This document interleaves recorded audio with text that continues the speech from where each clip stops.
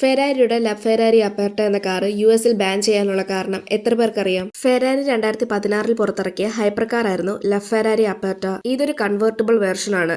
ഫെരാരിയുടെ hybrid ആയ ഈ car പുറകിലൊരു 6.3 litre V12 എഞ്ചിനും അതിനൊപ്പം ഇലക്ട്രിക് മോട്ടറും ചേർന്നതാണ്. ഈ കാർ വെറും 210 യൂണിറ്റ് മാത്രമാണ് ഫെരാരി ഉൽപ്പാദിച്ചത്. അതിനാൽ തന്നെ ഈ കാറിനെ ഒരു പ്രത്യേക വിൽപ്പന നടപടിയുമുണ്ട്.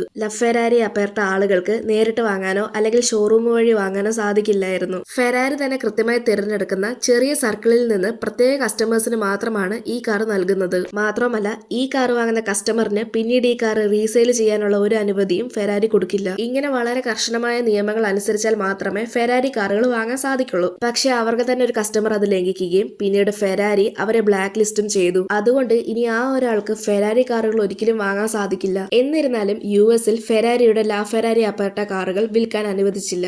അതിന് കാരണം ഇതിന്റെ ചില safety regulations, air bag laws എന്നിവ യുഎസ് സ്റ്റാൻഡേർഡിനനുസരിച്ച് പൂർണ്ണമായും മാച്ച് ചെയ്തില്ല. ഇക്കാരണം കൊണ്ട് ഹൈപ്പർ കാർ ഇഷ്ടമുള്ള ആളുകൾക്ക് ഈ കാർ യുഎസിലെ ഗ്രേ മാർക്കറ്റ് വഴിയാണ് എത്തിച്ചത്. പക്ഷെ അതുപോലും ഫെരാരിക്കെതിരായ ഒരു നടപടിയായിട്ടാണ് കണ്ടത്. ഫെരാരി കാറുകളുടെ ഇത്തരത്തിലുള്ള റൂൾസിനോട് നിങ്ങളുടെ അഭിപ്രായം എന്താണെന്നുള്ളത് കമന്റ് ചെയ്യ്. ഇതുപോലെയുള്ള കൂടുതൽ വീഡിയോസ് കാണാനായി ചാനൽ സബ്സ്ക്രൈബ് ചെയ്യാനും ഇൻസ്റ്റഗ്രാമിൽ ഫോളോ ചെയ്യാനും മറക്കല്ല്.